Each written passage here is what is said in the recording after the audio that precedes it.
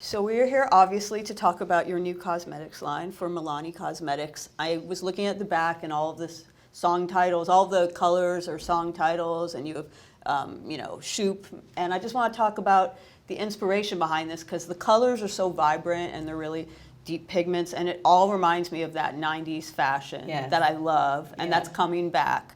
So tell me a little bit about, like what inspired from the past that you're bringing into the present now. I just, I eat, sleep, makeup. I woke up like this. But yes, I just, like I said, I'm heavy into makeup, and all the colors that we are bringing within the palette is colors that from the past, present right now that I've used, still using, been using in the makeup line with. And I was like, wow, handpicking these colors, hands down. I was like, taking it from the 90s to the now.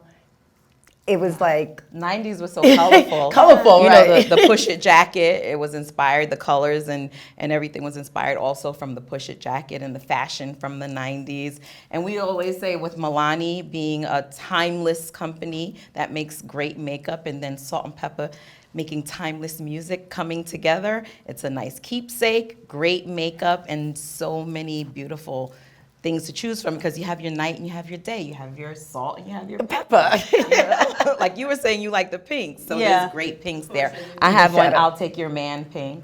I will not take your man. I'll take your man, But it's a song, so it's on the back and it represents the pink that I have on. It's interesting because I think a lot of people, when they think of 90s music and fashion, they think grunge or whatever. They think like drabness, but there was a lot of color going on at that time, particularly in hip hop. Yeah, it is. And remember cross colors? That's what I was gonna say. Yeah. Also, we were saying that all the colors, and I would say, you got the outfit, we have the color to match it. And I think it's like, look at you, like the hair and everything. It's I like just color. vibrant. I'm just in awe about the whole makeup thing, because it's like every color in there I've worn or am wearing, and it's just amazing. Like I said, the pigment, the night and day. Fun and femininity to hip hop, and I think that this is representative of that. Well, I want to talk about that because when you guys were coming up, there weren't too many women in the business doing it. So you kind of had a tomboy look, but it was also sexy at the same time. So I want to talk a little bit about how you came up with your style at that time, the jackets in particular. I think for us, it was very important to be sexy and hardcore. When back then they thought women had to just be hardcore because, it's very male-dominated field. And then some of the women, was hardcore.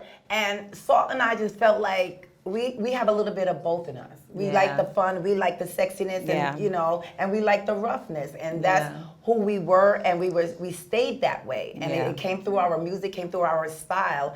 So, and it came through our line. So I thought that was, all of that was important for us. Yeah, it's very it was organic. Like you said, I didn't have a glam team today. I did my own glam. Back then we did our own glam, and so we were making it up as we went along. From the asymmetrical haircut that Peppa's kind of representing today, to it was always a red lip, and we have the Push It red lip. Back then that's all we ever wore was a red lip. But now we got the Shoop neutral lip, which I love. And so to me, we just got together and we just made it up as we went along. Very quick, interesting story about the actual Push It jacket. Play from Kid and Play, they're great friends of ours. He designed the jacket, and Dapper Dan, who has a deal right now with Gucci, he actually made the jacket, put it together. It was like the Louis and the Gucci stuff that, back in the 80s that we used to wear. So it's like all of that came together and made that iconic Salt-N-Pepa jacket. He just designed the stuff that Lizzo wore on Saturday Night Live, the Gucci stuff that her band wore. And I was talking to Lizzo's guitarist about amazing. that. So the jackets, how did you get Kid and Play involved in that? Or which way was Christopher Martin, right? Yes. Yeah. So I did not know this until I was doing research for this interview that he designed. He had a shop. He had a actual store in Queens, New York, where he was designing on the others. That was his passion and hobby beside his music. Kind of like Dapper Dan, he was kind of doing the same thing. A leather store, And it's interesting because a lot of people don't know that. So it was like he was doing the same thing, and he was like, "Yo, when we came out with the style, he designed it. Yeah. The 8-ball jacket, you know." Because the and- 8-ball jacket was already a thing, so he just made it specific for Salt-N-Pepa. And those jackets are so iconic, To this like day, to they're this famous. day. We say They're more famous than Salt-N-Pepa. Those jackets. I don't know them, but I remember those jackets. Well, you have Milani made some like jackets, right? Yes, I saw them they over have the there. Milani on the Are those for back. sale? Can you buy those? Ooh. I want one. Just Okay. putting it out there that I want. Okay. The jacket, Let's in do case it. you got any lying around. I heard the original jackets got stolen or lost or Yes. something. What happened? We were overseas. In Brixton, London, someone broke into our dressing rooms took our and stole our original jackets. Yeah. And you never recovered them? No. We've had them made over, of course, 1,000 times. Yeah, I know. Yeah. And a lot of different versions of them, which is nice. Kept it interesting. And we have a cool one now that we perform with, and it's all blinged out. And, you know, we have some for the weather. Lighter texture. We actually do sell them on our website. Oh, I'm gonna get So one. you can get a song. I'm gonna get one. jacket, Yeah. But you must have been devastated when the original ones Yeah. got, because they belong in like the Rock and Roll Hall of Fame or something. Like they Yeah. belong in a museum. Yeah. Did you we try were to find them? devastated. Did you? We just knew we would have to remake them. So We'll that's go in the what we museum. They'll wax us up, and Yeah. we'll be in the museum. Actually, Salt-N-Pepa. since I brought that up, you guys belong in the Rock and Roll Hall of Fame. What's Oh, going it's- on? oh, You've never been nominated. Oh, I don't we're believe. working on that. I was like, come on. After this, our movie coming out. I'm like, wait, what movie? Tell me all about it.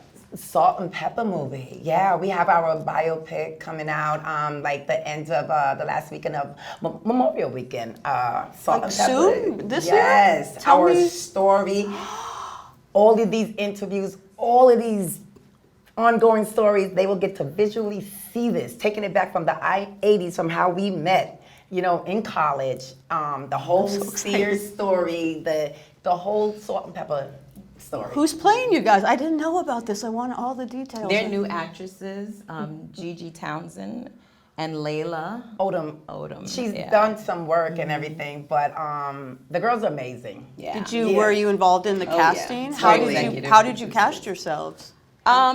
They, Oh, go ahead. Go ahead. Go ahead. Go ahead. No. You know what's funny? Okay, I'll tell you really quick. How do we cast this up? They were, you know, of course they were casting and everything. And then I have my daughter, Egypt, that's with me. And so we thought, she's 21 now, we thought, she was like, I'm gonna play you. And which, amazing. She's the daughter of myself, you know, Tretch, and Did I you know wanted that? her to. The Yeah. daughter of her. Yeah, I did know that. Yeah, and I wanted her to. So this is a joke. So out of casting, I'm looking, and you know, like she was great. And then of course my daughter, you know. So I'm giving her all this inside tip. I'm doing like one-on-one, you know. This is how I talk. This is how I talk. I'm from Queens. this I is- use my hands. This is how I did it when I first heard my song. Everything, right? Because there was no video. So I'm teaching her this, you know, and then when she did the audition, because you know, she has to audition like everyone else, you know. It wasn't just getting her in the door and say she's going to be the one. Now, she did extremely well, but the funny thing, when she went in there and auditioned, they told her, like, you know, this is not it. You did everything wrong. And I was like, how they gonna tell me? That's not what I did. So that was very funny. And she came back out. She's like, Ma, I didn't get it. Everything you told me was wrong. I'm like, how? That was me. Yeah, you're kind of Like, the expert on yourself. They ended up in the movie, both our daughters, Yes. because we had a moment in our past where there were Salt-N-Pepa impersonators. Yes. And we went to a venue to do a show, and the bouncer told us Salt-N-Pepa is already here. And so there's a whole moment in the movie where you see our manager going on stage and trying to stop them. Get the fake And so our ones. daughters Plays the- play the fake Salt-N-Pepa. So they get a little cameo in the Lifetime movie. Maybe the impersonators are the people who stole your jacket. Hey. The case of looking. salt. Maybe As you said, the case of would salt. make sense. So I'm really excited about that. What more can you tell me? It's coming out in May, did you say? Yes, it's coming out on Memorial Weekend in May and everything on Lifetime.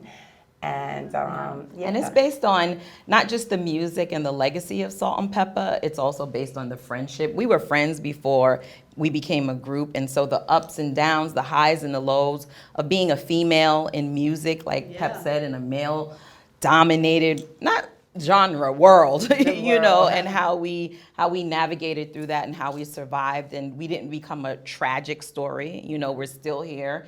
We're still thriving, and so it's inspirational for women, I think, to see us just be vulnerable about how wonderful, but also how difficult it was. Well, going back to what started this, I was talking about the Rock and Roll Hall of Fame. There aren't too many hip hop people in the Rock and Roll Hall of Fame. I think maybe 8 acts total, if you count Biggie, who's getting in this year.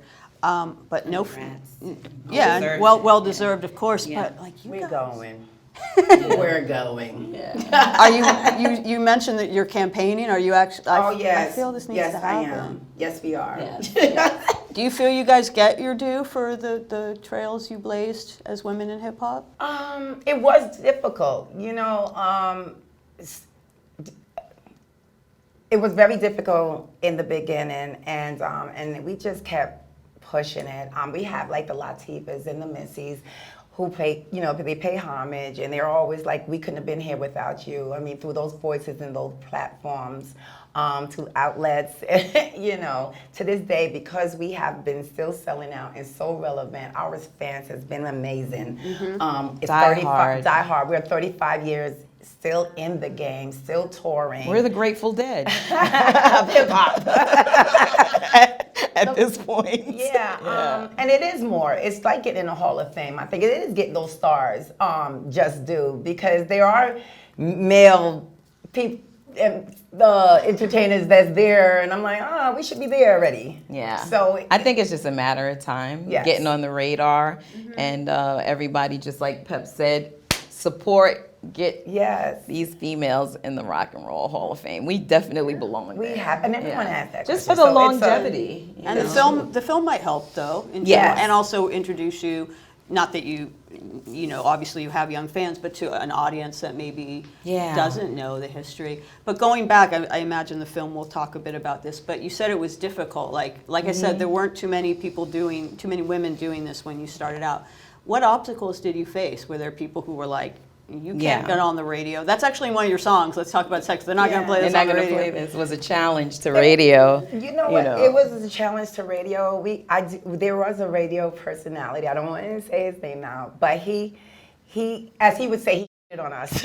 You know, Salt-N-Pepa. They weren't playing our music when they should have, because we were selling the same unit, you know, platinum after platinum as the other MC, but they did not push our songs here, and they apologized and said that they owed Salt-N-Pepa that because they didn't push it back then. Wow. I'm gonna say Funk Master Flex. Funk Master Flex. But I love Look him at us now. No, because he's dope. But he was a man about it. He came up, he said it. You know, when he Yeah. was giving the bombs, he was supporting all the New York acts.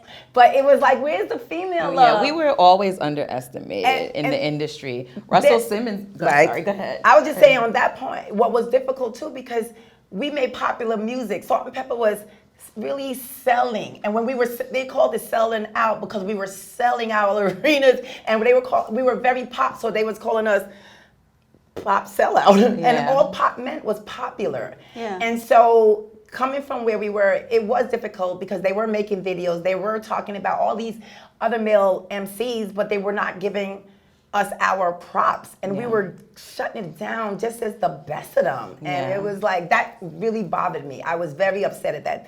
Like, why? You know, why was it like that? But that's us staying strong, still kept going, and a lot of them ended up on our tour. What were you saying about something about Russell Simmons? Russell Simmons, one time someone asked him about us, and he gave us a thumbs down, will never last. And then a few years later, he tried to sign us to Def Jam. You know, I always joke with him about that story and like push it in his face all the time. But that's an example of, you know, how women are always underestimated in music and in corporate and in the world, period. But I think that we were so hungry and we were so excited about finding our passion. We had tunnel vision, you know, we were just focused on what we were trying to accomplish. And so I don't think we really noticed as much, you know, because I think that can become an obstacle, and we didn't let that become an obstacle for us. We knew we were carving out our own niche. Path, and you know, and we saw that we was a force to be reckoned with because of everyone who is trying to stop us, in different ways.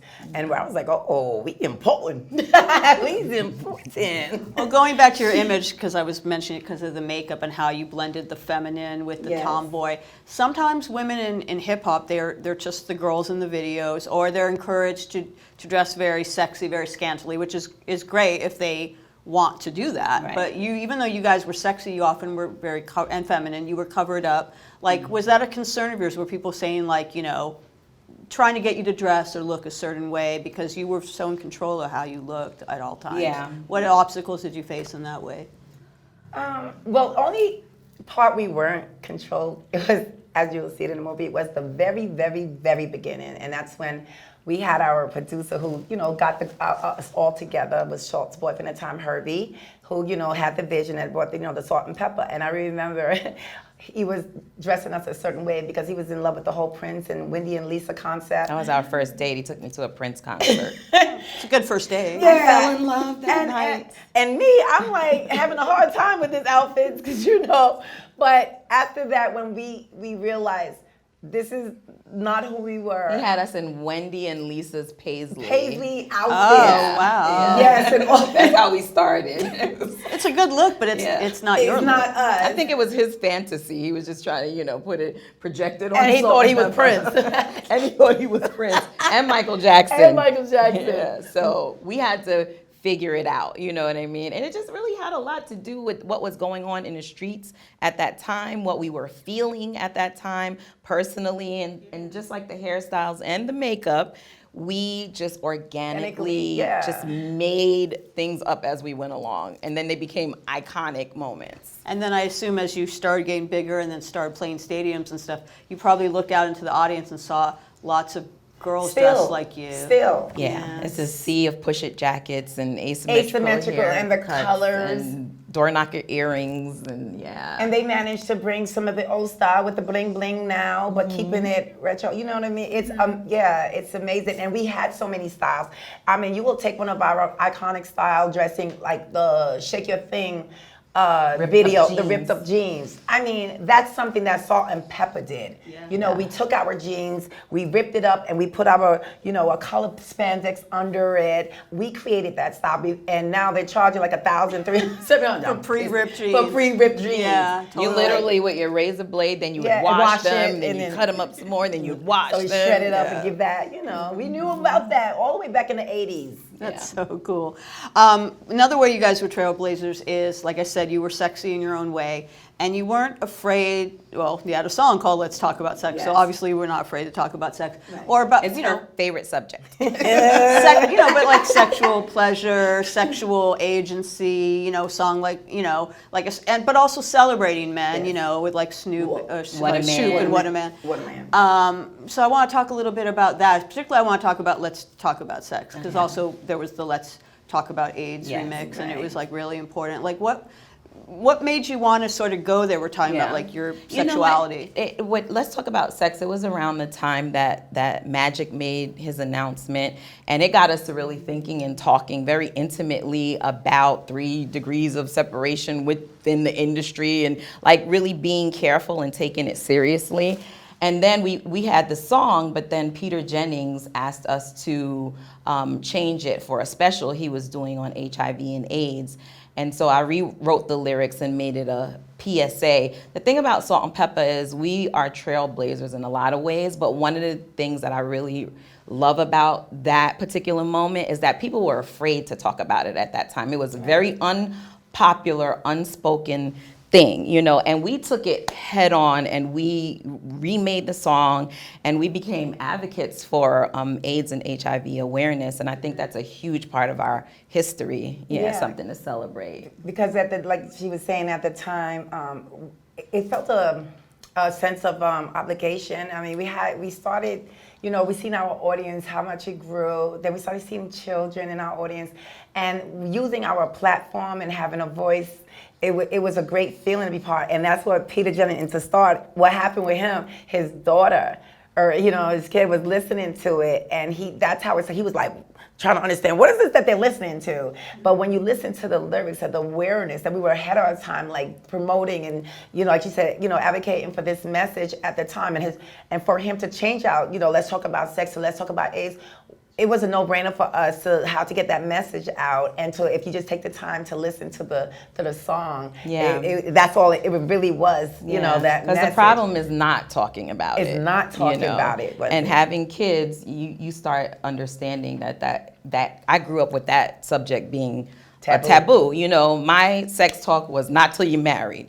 So I got into a lot of trouble not having any understanding, and so it's important that you talk about sex. I remember my grandmother. Sex on, I remember my grandmother getting one hickey. You're pregnant. That was the best thing. I remember that. Like, oh God, I'm pregnant. That's crazy. So it's like it's telling you about the do's and you don't. How do you get it and being how responsible? Do you don't? Yeah. I think another song you did that had a great message and was ahead of its time was None of Your Business, because that was sort of an anti-slut shaming song. Like, if you want to have a lot of sex or don't. Right. Like, do you? I never thought about it like that. That's an interesting way to put it. An anti-slut shaming song. Yeah, it's like none of your business if I want to do what. Yeah. Right. Take a guy home or not, Or not. Yeah, so I was wondering what inspired that song. Well, that song I actually had trouble with because there's a part in the song, if she wants to be a freakin', sell it on the weekend. I had a daughter by then, and for me, those words were hard to say. So then I put a message at the end of the song to make it feel, more responsible, that no one can judge, your life and what you choose to do with your life.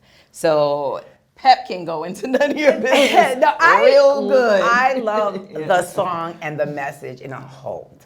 There is, for me, is one part because of back then. I mean, you think of music now and everything, what's going on.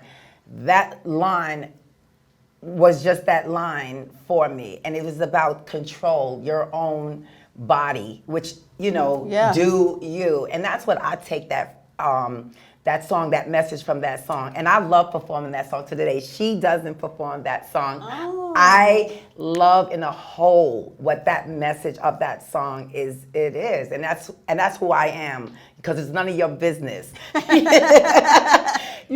I am responsible, and I do teach my daughters the do's and the don'ts. I do, enlighten and build and understand how to control your life, and don't let anyone else, control you. I love the song. I stand by it. It's great that you guys are still friends for these years Yes. and still working, doing makeup together, and of course music together, because you guys are you're very different. Yes. What's Yeah. the matter So the with last- your life? Why you gotta mess with mine? Don't keep messing. Sweating what I do. Because I'm going to be Just fine. You compliment each other very well. Thank you so much. I'm so excited to try on all this makeup. I'm going to get the jacket too. And it's been an honor to speak with you both. You will get in the Rock and Roll Hall of Fame. Thank you. I'm going to make it happen. Make it happen. All right. Thank you guys. Thank you.